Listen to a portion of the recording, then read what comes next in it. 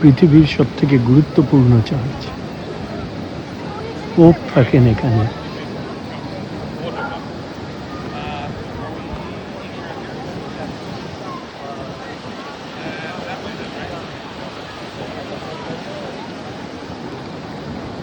চার্চের ভেতরেও আমরা যাব, আপাতত বাইরেটা দেখা যাচ্ছে। খুব সুন্দর ফোয়ারা।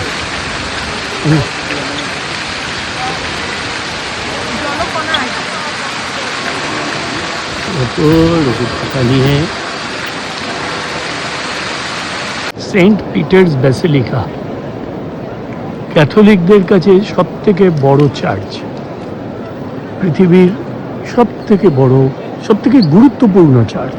আমি ঠিক শিওর নেই সব থেকে বড় কিনা, কিন্তু সব থেকে গুরুত্বপূর্ণ। শোনো না, খ্রিস্টানদের তারকেশ্বর শুধু পাওয়া যাচ্ছে না, মানে তীর্থস্থান ক্যাথলিক খ্রিস্টানদের বিশেষ করে। এটা পোপ এখানেই বসেন, এখানেই অসাধারণ স্থাপত্য।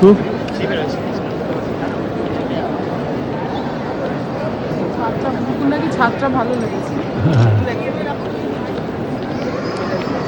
খুব সুন্দর।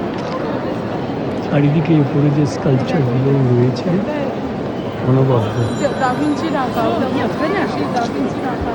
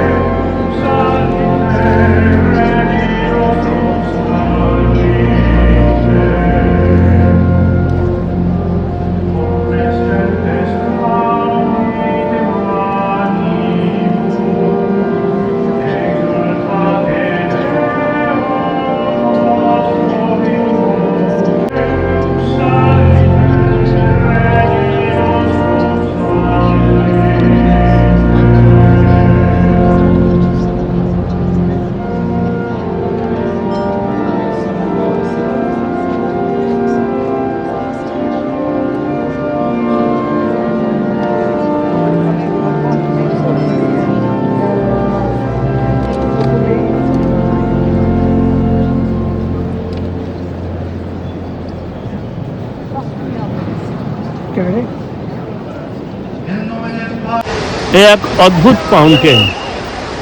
এখানে পয়সা ছুঁড়ে লোকে পিছন দিক করে ফেলে। প্রথমবার ফেললে রোমে আবার আসা যায়, দ্বিতীয়বার ফেললে তার ভালোবাসার মানুষকে খুঁজে পাওয়া যায়, তৃতীয়বার ফেললে ভালোবাসার মানুষের সাথে প্যারিসে ঘুরে বেড়ানো যায়, প্যারিস ট্রিপ করা যায়। আমার গিন্নিকে বললাম তুমি 2 বা 3 ফেলো, তিনি রাজি হলেন না, তিনি ওই একটি ফেলছেন। তার মানে আবার আমাদের রোমে একবার আসা হবে যদি কথাটা সত্যি হয়। দেখি তুমি ফেলো। হ্যাঁ, অনেক ভিড়, কবেই দেখছি পয়সা। আরে এরম নয়, যা তিনি ঠিক আছে। এটা এক অদ্ভুত জায়গা যেখানে কয়েন খেলা হয় পিছন দিক করে। সুমন রেডি আছে কয়েন ফেলতে। নিয়ম হচ্ছে একবার কয়েন ফেললে রোমে আসা যায়, 2বার কয়েন ফেললে ভালোবাসার মানুষ খুঁজে পাওয়া যায়, 3বার কয়েন ফেললে সেই ভালোবাসার মানুষের সাথে প্যারিসে ঘোরা যায়। তা আমি সুমনকে বললাম 2 বা 3 করতে, কিন্তু ও রাজি হয়নি। ও একবারই ফেলতে চাইছে, ও একবার সেই আমার সাথেই আবার রোমে আসবে। তো দেখি সুমন কেমন ফেলে। জোরে, বাহ, চলে গেল। এখন দেখা যাক এদের নিয়ম খাঁটি কিনা, আদৌ আমরা আবার রোমে আসতে পারি কিনা। কলকাতার রাস্তায় যে শুধু সরু তা নয়, এখানেও দেখছি এরা ফুটপাত দখল করে দিব্যে ক্যাফে চালাচ্ছে এবং রাস্তা বেশ সরু। এটা রোম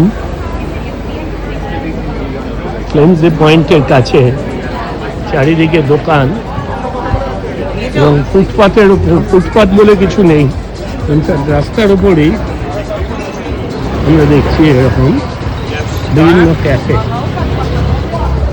কলকাতাকে দোষ দিয়ে কিছু লাভ নেই।